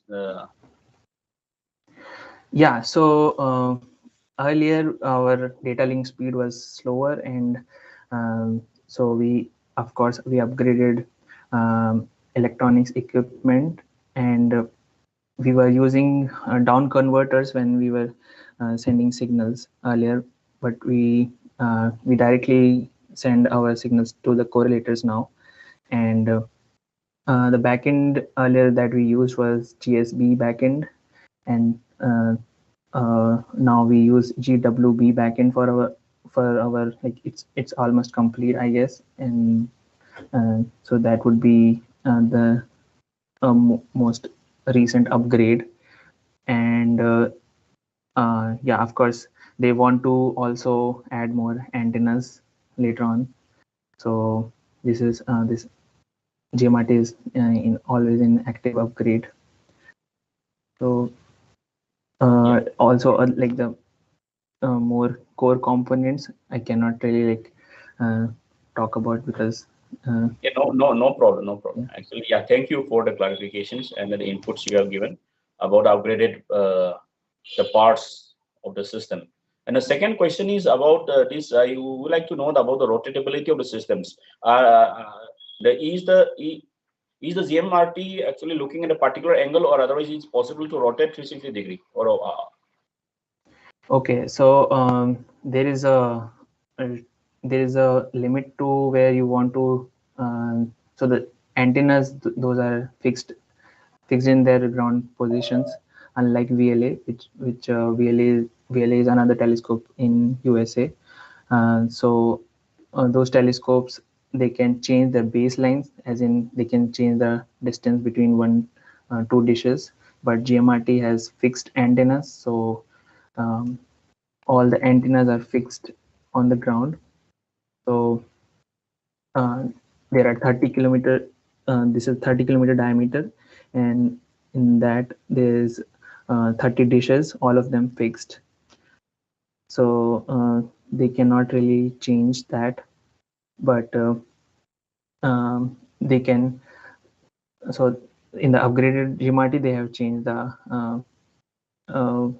wirings which enable them to get high-speed data, high-speed transfer.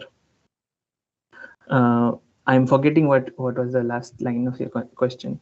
No. Actually, I was asking about, suppose when we start looking the signals from, let us say, some exoplanets or something, because the things, one way is we keep on looking, okay, different Yes. all the 365 days. Other Okay. is, suppose when we locate the particular site, we keep on looking. Then when other astronomical object comes again, we will look at the different. So I was asking about azimuth and this one, the elevation angle kind of things. So that was my question. Oh, okay. Yeah. So the telescope, so SETI searches would be commensal searches. That is, this will not affect the observation that is going on. We intend to put a SETI backend, which will be in parallel to the GMRT backend. So the telescope will be taking their own science observations in any direction, and SETI would be able to, if the observer allows us, would be able to take the data and use our SETI algorithms to search for ETI signals. So we don't really want to do micro surveys, or if there are any important objects in the sky, then of course we would want to locate them and want to point all the antennas towards that direction. Does that answer your question? Yes, no problem. Thank you. If there is no any further questions, then, pardon? Was anyone speaking? No. So if there is no any further questions, then we'll thank the speaker, Dr. Avinash Kumar from Amity University, Mumbai. So for the beautiful and very interesting talk and a lot of useful informations about the most interesting topic, that the search for extraterrestrial intelligence. So this itself shows we also have taken active interest in finding our co-partners elsewhere in the cosmos. So we have 4 interesting talks in this session, and probably we would like to call upon once more Dr. Binu Kumar Gopalkrishnan Nair from IIA, because he was. Yes, sir. Actually, I had some network issue. I am available right now, sir. Oh, yes. That only we wanted to know, because since, then I think we will take up your presentation, Dr. Binu Kumar. Yes, sir. Yeah. Yeah, over to you. Yeah, you may please upload. Thank you, sir. Thank you. So, good evening, everyone. I would like to discuss about high altitude balloon program at IIA, and also some recent experiments which we have done using our high altitude balloon platform. So this is the overview of my talk. So high altitude balloon experiments at IIA. High altitude balloon as a technology demonstration platform, and design of low cost Geiger Muller counter, and a design of a 1U CubeSat, and the flights and the results. So at IIA, we use high altitude balloons as, for recording spectra of different type of celestial bodies, especially in near UV. We have medium resolution near UV spectrograph. That was the usual payload we usually used to launch using our balloons. But right now we have moved one step ahead, and we are using our platform for different type of experiments, like testing different equipments which we have developed in IIA itself. So you can see that, okay, this is just a typical photograph of a typical launch. And here you can see that this is the normal launch configuration. Dr. Binu, we are not seeing the change in slides. So okay, sir. Okay. Yeah. No, actually, okay. We are seeing only the first slide. Okay, sir. Yeah, now it is second. Yeah, now it is changing. Okay, sir. Yeah. Okay, all right. So this is the this is a typical photograph of our launch site, plus this is a launch configuration. So we usually use around 3 latex balloons filled with hydrogen. So and our payload weight is well below 10 kilograms. So this is one of the reason why we just use this type of latex balloons. So we have a flight termination unit that is usually a counter type of thing, and we used to have a payload box made up of styrofoam, and we also insulate it with materials like Kepton. And we right now the telemetry unit is not hanging like this. I mean, it is integrated inside the payload box. So the site details, the place from where we launch it, it's IAA Crest campus that is located in Hoskote, that is in outskirts of Bangalore. So this is a usual launch. So usually we launch around 2 to 4 a.m. like in between 2 and 4 a.m. That is like that's the time, the launch window which is provided to us by the air traffic control as well as Air Force, because that's the time when this area has less air traffic. And we usually use these two types of balloon. One is 1.25 kilogram balloon, and the other one is 2 kilogram balloon. So usually these are the volumes. It is around 4 meter cube of volume when the 2 kilogram balloon is filled with the hydrogen. And it's around 2 meters of diameter. And 1.2 kilogram balloons usually come almost around 1.8 meters in diameter. So this is a typical balloon parameter. So usually we launch payloads of 10 kilograms, and the maximum altitude we reach is around 38 kilometers. So that's what the altitude we have reached until now. And the duration of our flight is around 6 to 8 hours. And the ascent rate is around 5.5 meters per second. And the lateral extent of balloon path, that's around from the launch location, radially almost around 100 kilometers. Like last launch, it has gone beyond 150 kilometers, but usually it will be well within the 100 kilometer radial circle. And the balloon is latex balloon. It's supplied by a local company itself, and we use hydrogen. And as I told you, the launch window is around 2 and 4 a.m. in the early mornings.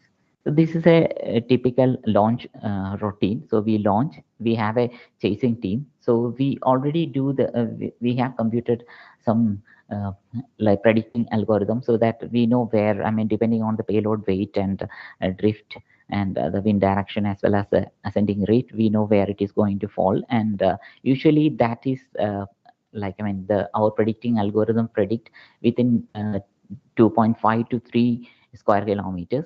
So we also have a local radio station as well, along with the mobile team. So they will be tracking. So here the advantage is like we are using, instead of using customized frequencies, we are using ham radio band.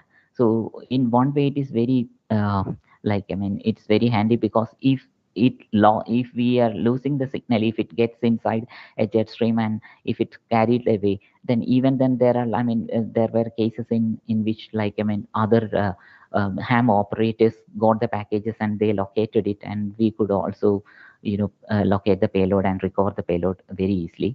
So, like, I mean, okay, so either it naturally burst because of inflation, otherwise we also the FTU operates and it will burst and it will be disconnected and coming back in the, it will come back in 12 feet parachute. So these are some of the images from one of our recent launches. You can see that this is a parachute deployment, and I also have some few images from the space as well. So this background which I used, that is also from our own balloon itself.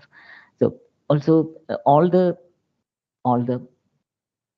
instruments, whether it is flight termination unit, the attitude sensor, or the radio decoder and the data logger, all of them were developed in-house, except the radio tracker. Radio tracker, we bought it. I mean, it's a end user stuff. Rest of them were developed. This is, and the attitude sensor is a RPI based sensor, so that, I mean, this is very cheap as well as affordable. So the entire concept is developmental time, like, I mean, the developmental time, the cost, and the turnaround time for this launch. So the entire launch, as I told you, like, because we use hydrogen as the gas, it will cost anything below 20,000 rupees. So that, I mean, if somebody who develops a system which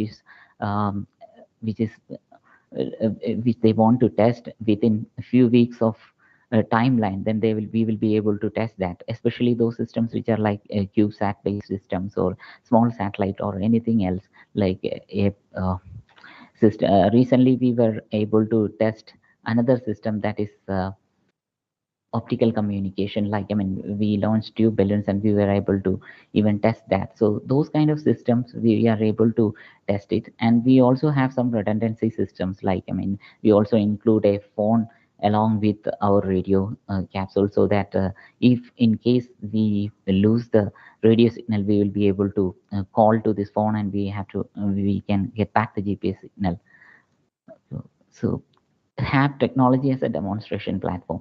We developed this because, as I told you, the developmental time is very fast. Like, I mean, within 2 weeks of time, we will be able to make your payload ready for our flight. I mean, if you have a payload and if you want to fly it, the only limitation here is the pointing system. Like, I mean, we don't, our balloon doesn't have a stable pointing system. So if you want to image something, it will be very difficult. I mean, if you have imaging of instrument, then that will be difficult. If you want to test something else, like, I mean, a spectrograph or things like that, in that case, I mean, we will be able to test it up to 35 kilometers of altitude. And also our system is open source, as well as it is suited for any kind of platform. So it's a Linux based system, so that any kind of payload can be easily adapted to the system, and your data will be stored on board, and once we recover the payload back, then you will be able to, there is no downlink for us. Like, I mean, we are capable of doing that, but like, we usually used to store it on board, and then we will transmit. So actually, why we developed this system? Because we developed this high altitude based test system for our own payloads. Like, we develop small satellite payloads, as well as other payloads like star sensors, and also pointing systems and other telescopes, etc. So one of our star sensors, a micro star sensor, was selected for PS4 PSLV stage 4 flight, and it will be flying very soon. So that system also we tried testing with our own high altitude balloon platform. And we also developed this pointing system is currently under testing. So once the active pointing system is tested and verified correctly, we will be able to also do some imaging type of missions as well. Currently, most of the systems are spectrograph based, and that is one of our limitations. So this is one of the new payloads which we one of the prototype of this payload was also tested. This is called Near UV Transient Surveyor, or NUTS, and this is a RC telescope with 3 degree of field of view. This has a wide field of view, and it uses an MCP based detector with a photon counting mode, and it has an angular resolution of 12 arcsecond. So basically, we will be able to, I mean, test these kind of payloads, which is like of the order of like 4 kilograms or something like that, because our maximum payload capacity is around 10 kilograms. So in this particular talk, I just would like to show results from one of our new test flight. It is still under, like, I mean, we have to do a couple more flights as well. I mean, in the upcoming weeks, we will be doing that. So we usually do a flight every month, like kind of 1 billion flight a month minimum. Sometimes we do more than that. So because of the COVID situation, we had some issues. So this was one we developed in-house, developed a Geiger counter, and this again the motto was like it should be developed very fast, and the cost should be also less.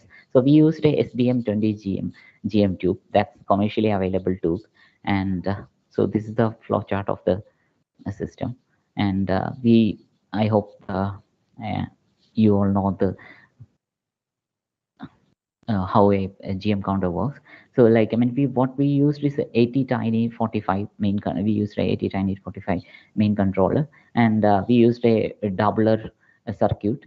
Using this doubler circuit, there was a voltage spike generated, and using ATtiny45, we controlled it and distributed the voltage, and that's how we controlled the entire regulation of voltage towards the Geiger tube. And this is the diagram of this Geiger counter which we have developed. then that was one of the instrument which was on board the last flight. The other instrument was a 1U CubeSat. Like, I mean, I know CubeSats are very popular nowadays. So like, I hope everyone know what a CubeSat is. And so we, in this particular CubeSat, what we have done is like, we had a pressure sensor and a magnetometer and a humidity sensor. We integrated this with the Arduino Uno microcontroller and U-Blox GPS receiver as well as an SD card, okay, for storing the data. So what we did is before the actual flight, we do tethered flights. So this is a picture of a tethered flight, what we have done. We usually do 300 meters tethering for almost around 12 hours or something. So first we condition all our sensors as well as instruments using a tethered flight, and later on we go for the actual flight. So this was okay. This is how we have tested our magnetometer. We have changed the angle of rotation in both the axes, and we have integrated this with the rest of the payload, and we tested it on ground and integrated it on the payload. This is how a regular payload box look like. This is styrofoam that's really sturdy as well as waterproof. So even if it lands on water bodies, it will float. And we had cases in which we could recover the payload. So we also insulate it. At the in this case, like, so the Geiger counter was located here inside the box, and this is the 1U CubeSat, which is sitting on top of the payload box. You can see that this black thing over here, that is a GPS module over here. Yeah, it is here, and GPS module was integrated onto this, and this is the actual photograph of the flight. So what we usually do is we fill it up with this was 2 kilogram balloon, because the payload weight was around 7.9 kilograms, and we filled it with hydrogen. And before launching it, we stabilize it with something like this. There are like 3 to 4 ropes just for the stabilization. Once the wind is ceased, we stabilize this and we launch it. So the payload was recovered around 127 kilometers radial distance away from crest. So it was in intact condition. So we were able to recover the payload, and the data was also as expected. So you can see how the flight path went. This is the GPS data from the high altitude GPS. So this crest campus over here, and the landing site was northwest of Tumkur. So the results. So from here you can see that our balloon in the last flight readily achieved around 32 kilometers, 32.7, like around 33 kilometers of altitude, and we got float time of around almost 1.5 hours. Like, I mean, once it reached that altitude, you can see that there is a dip. This is because of one balloon burst, and then it came down, and the FTU unit actually worked here, and it actually descended back. So here, in this time window, we were able to conduct, I mean, take all our measurements while it was still at 32 kilometers in altitude. So this is almost around 1 hour, and this is again around 1 hour. So almost like 2 hours of floating time we got. So that is the usual time we get for our balloons. So the results. So you can see that okay, I hope you know about Renner Pfeffer maximum. There is a maximum peak of radiation about 20 kilometers above the Earth's surface.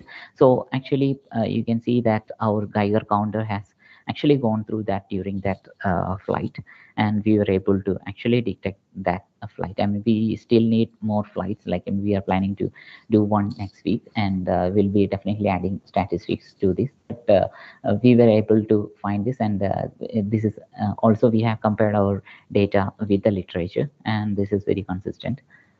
So also the data from the 1U CubeSat, you can see that with respect. So here there is one issue. What happened is, like, one of our commercial, this is the reason why, I mean, okay, many people don't use commercial temperature sensors, and all.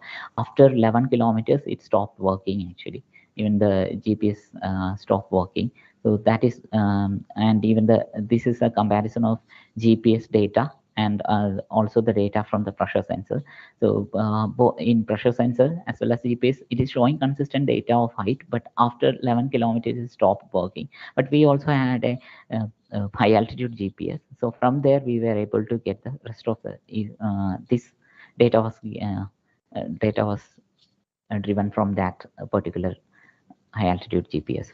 So also the temperature as well as humidity data. If you see this temperature data, you can see that it doesn't function beyond this level. Like after 0 degrees Celsius, this particular sensor failed, and but there were two sensors we had on board. So one of them worked until minus 25 degrees Celsius, but this one failed beyond 0 degrees Celsius. And so this is a really good system where you can test in actual endurance of your components, as well as also the endurance of a system in vacuum kind of environment and near space environment. Especially if even if you have done a thermovacuum test or vibrations test, this will be still relevant for such kind of systems. Or if you are planning to do something like a balloon sat kind of system, this is data output from our humidity sensor. So again, the magnetometer, we again had a good data. So we can see the calibrated data is from this X and Y Z axis, and this is the total magnitude.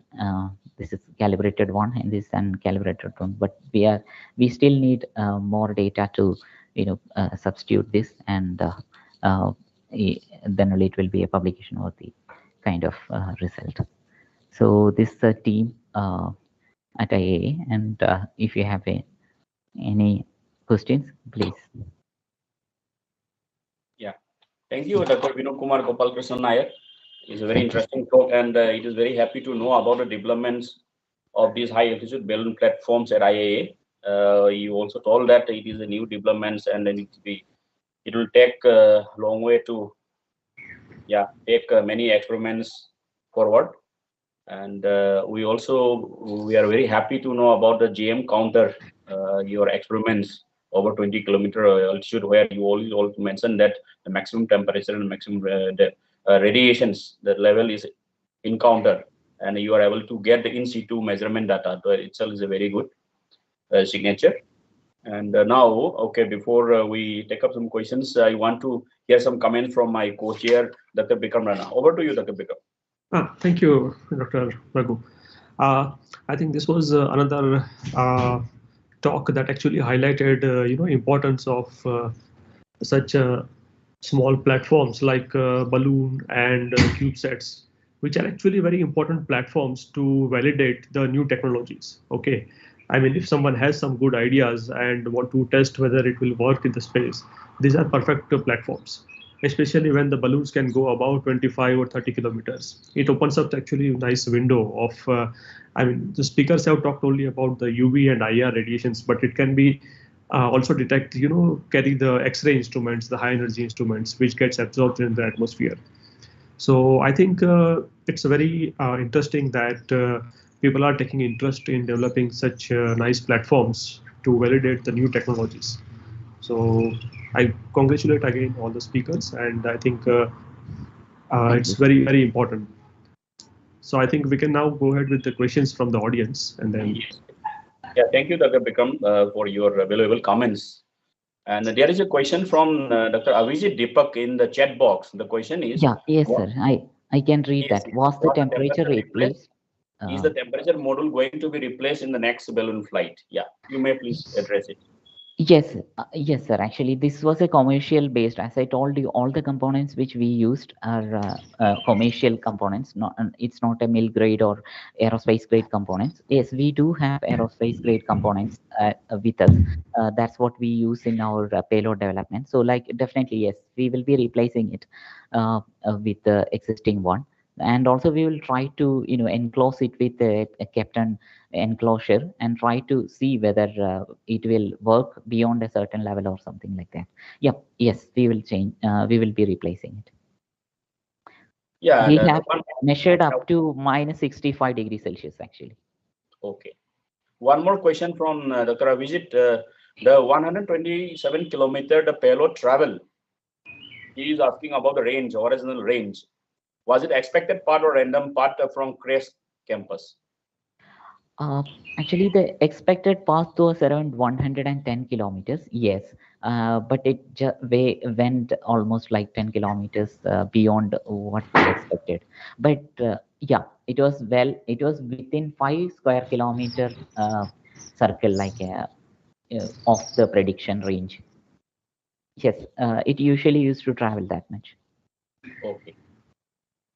Thank you, Dr. Vinu, for your clarifications and responses. Okay. Thank you very much, sir. Yeah, thank you for the opportunity. So it is not a question. One to comment from my side, because this talk is very interesting, and then we understand that this platform will give about this atmospheric profiling of troposphere and stratosphere, because you have mentioned about it can fly up to 100 kilometers. It is yes, actually very good particle altitude, and also the for in situ measurement is a very good platforms. And I wanted to know about this 1U cube set. That means 1U, when it means it is a 10 centimeter by 10 centimeter 10 centimeter cube, correct? So that yes, is the sir. terminology we use it, correct now? Yes, sir. So just I wanted to know, see, one thing is when you believe that some of the these instruments or components in situ it is fine, or otherwise suppose such kind of temperature and pressure we have the simulation facilities, okay? So yes, on ground also. So what is the difference between such kind of space environment simulation facilities on ground and such flights? I mean that the temperature you are looking for and the vibrations, or let us say the pressure, we can achieve on ground itself. Okay. Yes, absolutely. Yes, absolutely. So, yeah, I you wanted can to know achieve your it using a actual thermovac. Yes, thermovac as well as a vibration test. You can achieve it. But what my point was, like, I mean, again, to schedule such a kind of thing, like, okay, either nowadays, okay, if you go and approach ISRO or anyone else, they may have the capability. But like, I mean, if you are developing a small system, and if you don't have the capability to test at minus 65 degrees Celsius and at this vacuum range with the actual flight environment, then you can use this kind of platform. I mean, this hardly cost around 20,000 rupees per flight. So but like if you are going for a vibration test itself, it may cost you like lakhs, and also you have to wait for a long time. This is advantage in terms of developmental time. I mean, I'm not just talking about one CubeSat. If you are sending a CubeSat to LEO or anywhere, definitely you have to go through the environmental clearance, I know. But yes, like, I mean, this is a test platform. That's what we just want to say, like, right, yeah, no issues. Thank you. And one part I understand is this is a standalone platform. There is no telemetry from the, correct? No, sir, from the platform to ground, correct? No, sir. Actually, we get the packets back, but like there is no command actually. Telemetry is there. Like, I mean, okay, we just get the GPS location. That's it. Yes. No. You what I understand is you have the onboard memory wherein you are storing the data and analyze later on, correct? Absolutely, yes, sir. Yeah. Right. That itself is a standalone experimental. Yes, platform, yes, right. Yeah. Okay then. Yeah. Thank you. It thank is you, a sir. very interesting development, and I think Dr. Bikram, I think that the first speaker is not available, correct now? Yes, that's what I learned from LOC, that yes. he has a withdrawn so then I think we have come almost the end of this session, correct? Yes. So at the end of the sessions, I would like to hear some comments from you, and then after that I will formally conclude the sessions. Yeah. No, I think in general this session was very important, highlighting the platform that is required for new technology verification, and I think very interesting development is going on across India. So I would just say that it was all the talks were equally important, and I would like to thank all the speakers of this session once again, and you can formally end the session. Thank you, Dr. Bikram. Thank you. Yeah. So in these sessions, we have